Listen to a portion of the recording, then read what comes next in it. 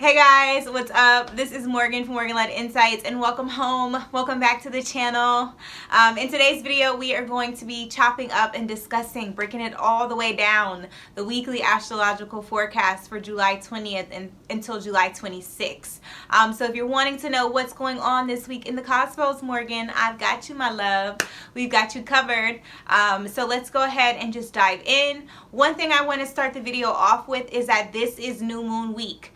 So anytime we're moving into a new moon essence, we are starting the week off with a feeling of new opportunity. We're moving into like a womb space where everything is very raw, everything is very vulnerable. But with this new moon being the second new moon in Cancer this year, this is an evolved new moon. So this is a new moon where we aren't at the beginning stages of something. We're like in the thick of it. We're right in the middle of something. We're working through it. We have the goals and the intentions, and now we're just creating a home there. We're creating a place of comfort, a place of security, a place of stability within these changes. So the changes that you're making have already started to progress. But this new moon in Cancer being at 28 degrees Cancer on July 20th is going to be very opportune to really bring nourishment, bring growth, again, bring emotional stability. So being internally okay with the changes, now finally being in this place of, okay, I'm ready, I'm comfortable, I'm ready. It's going to be a leap of faith almost, that the work that you've done, the preparation that you've done, the short-term research that you've done, whatever it is around this thing is now ready to evolve. And so as it moves into the Leo new moon in August, you're going to be in this place of confidence, this place of inner knowing, this place of just being in your heart space is what this new moon is really bringing up. And with this new moon not having being in the later degrees of Cancer, it has already aspected a lot of the outer planets. So this new moon is not going to have a lot of the direct drama. A lot of the drama and the squares and the oppositions took place at the previous new moon. So this new moon is literally this place of like, I can finally take a breath. I can take a breather. There is this sense of support, especially with Mercury in Cancer going to be sextile Uranus this week. The only thing that I will say is that the Sun is going to oppose Saturn on July 20th. And so on Monday, for my Northern Hemisphere folks, this is going to be a day of intensity where there are lessons that you have to learn. But again, there's a sense of evolution. Even Saturn is in its very later degrees of Capricorn, because remember, Saturn was just in Aquarius. So Saturn is at the end. It's like at 28 degrees, 29 degrees. So these are things that we've already learned. These are already things that we've worked through. This is just making sure you're addressing the last little blockages and challenges and insecurities and shaky foundations. You're just clearing house, really. Like, this is a new moon where we're really just clearing house. So in the beginning of the week, that energy is going to be very dominant from July for the next 2 weeks. Really, it's going to be a dominant energy, a feeling of cleaning house, clearing out emotional stuff, like things that you've already dealt with, things that are just kind of hanging around. It's just kind of like, let's clean out the cobwebs. Let's get rid of all the unnecessary weight and extra baggage and extra emotions and all of those unnecessary moods that really throw you off balance is going to be coming up, especially with us moving into some interesting aspects this week with the moon in Leo, the moon in Virgo, and the moon in Libra. So that's just the overall arching energy for this week's. It's kind of like a new moon intro as well, even though I probably will do a separate short video, very short video on the new moon for Cancer. So now I'm just going to go into a couple aspects, important key things, key dates this week that I feel like we should know as a collective. So let's dive in. So in terms of this week's energy, July 21st and July 22nd, so Tuesday and Wednesday for the Northern Hemisphere's folks, is going to be a very creative day. After we get through some of the emotional clearing of the new moon in Cancer, the moon will move into Leo, because remember, the new moon is occurring at the very tail end of the degrees in Cancer.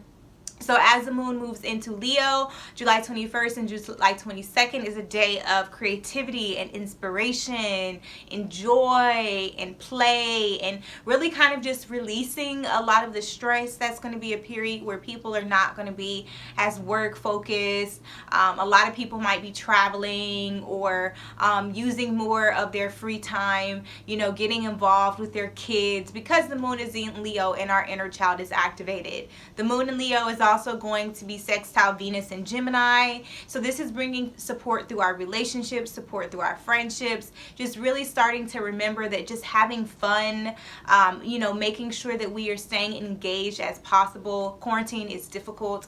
Quarantine is affecting us, our mental health deeply. So making sure that we're staying engaged and staying connected and doing things that really make us smile is going to be important. So calling your friend on Tuesday, it's going to be so helpful, or catching up, going for a walk, or just really making sure you're doing beautiful time for friendships. And for relationships, this is a good time to just have fun. Couples are moving into a more playful space, not taking things as serious now that Venus is finally, we're in the tail end of Venus's transit in Gemini. Venus has been here for quite some time. So take advantage of this lightheartedness that comes this week in terms of our relationships, because when Venus moves into Cancer in August and Mercury moves into Leo, there's going to be a kind of dynamic shift in terms of your relationships. You're going to have to sit with more of those emotional sides of your situations. So making sure that you're taking advantage of this week of just having fun is going to be key. Also, again, creativity, making sure that you're taking bold actions, being confident, saying yes, putting something out there. This is a period of publishing. With the moon in Leo trine Mars in Aries, and Chiron in retrograde in Aries, and Lilith in Aries, this is a time of being bold, of being outspoken, of saying yes I can, yes I will. So for a lot of people who are launching their hobbies or their products or their businesses or their side hustles, whatever it is that you're promoting, or maybe you're promoting yourself, you're in a more evolved and transformed state of being, you need to make sure that you're doing it from a place of authenticity, and also that you're just being true and you're being, confident and self-worthy of it. Don't do things half-assed. Really put your truth into it, put your intentions into it to really come across as yourself, to really be your best self. Because when the moon moves into Virgo on the 23rd, that's where we're going to start to see some of those ideas and those hobbies and those socializations that we have with our friends. We're going to start to see some of those things really come into fruition when we move into that earthly energy. And you're going to be more focused on, like, okay, getting back to business and being more organized and making sure that you're staying grounded in your daily routines.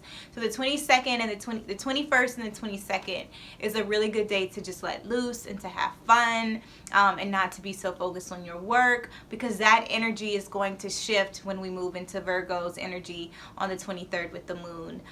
So just take advantage. I'm telling you, take advantage of the lightheartedness, because you're going to have to put some work in come Wednesday.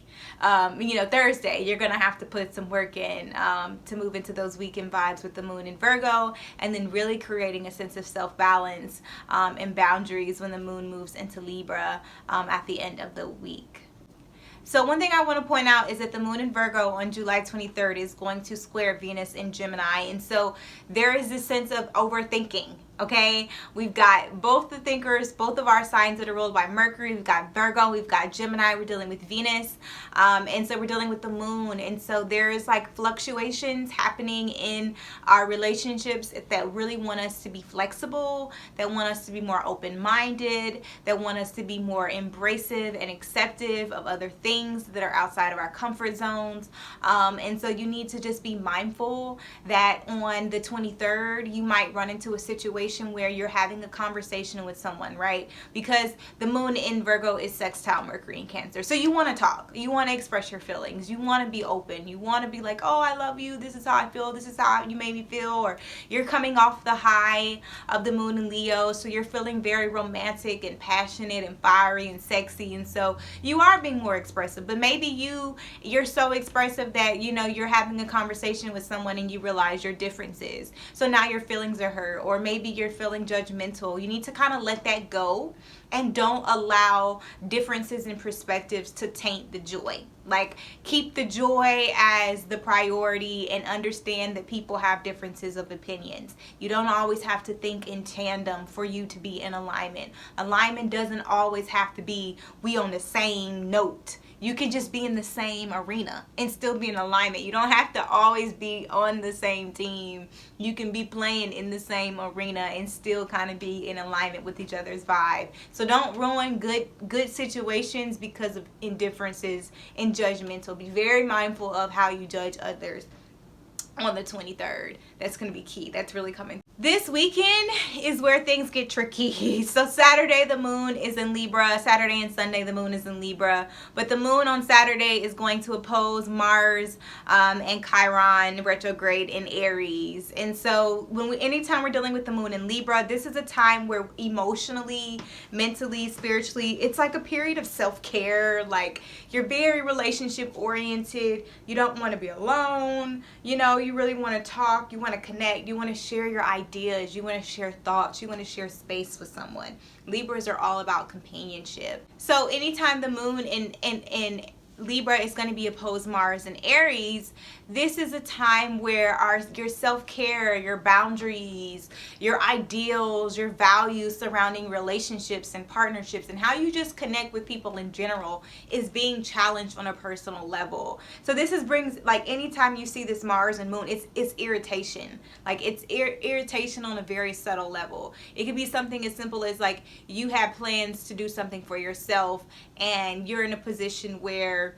you can't do that because you got to babysit. Or, you know, something happens like at your job and you've got to fill in for somebody, but you already have plans, but like, you know, you could actually use the extra money. So it's things that, like, you know, aren't always necessarily bad for you. They're just not, they're not in alignment with what you had expectations for that day.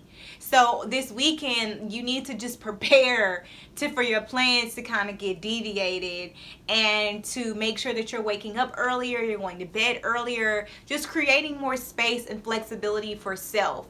And so we are not like alienating people or ditching plans or having this stank attitude because you're tired, because you had to wake up early to pick up your mom from the airport, but you needed it on Tuesday. So instead of you planning ahead and be like, I can't go out with you late Friday night because I got to pick up my mom from the airport at Saturday morning, or take somebody to the doctor or whatever, it can be anything, or you have to volunteer. You have to be mindful about how you plan your time. That's why I said get all your fun in on Monday, Tuesday, and Wednesday, and by Thursday, Friday, you know, really by Wednesday, when that moon hits Virgo, like, you just need to kind of be ready. When Thursday morning or late Wednesday night, like, you need to kind of transition back into, like, okay, get back into grind mode for the next 7 days, for the next week's energy, especially for that weekend, because this weekend is not conducive to you really focusing on your own needs. It's really a time where, you know, you are going to have to do things with other people. This weekend is just going to be time consuming in terms of doing things for others. And so I'm giving you a fair warning. You know, get your work done, be intentional, have fun, but make sure that you are very intentional about how you start your week, so how you end your week can feel different. And so that's why I'm trying to get these videos out on Sunday now, so you can kind of think about how you're moving into your week and how that's going to affect things at the end, you know, whatever your intentions are. So I love you guys. Make sure you're subscribed to the video. There is a reading sale, so if you guys are super interested, all readings are $10 to $15 off this month. I'm going to start doing those types of love offerings every month, where I'm giving back in some capacity of exchange with the community. So if you're interested, if you ever wanted to get a reading with me, $10 to $15 off all readings, live readings and written readings, and I, you know, support any way you can. I love you guys. Peace. Bye.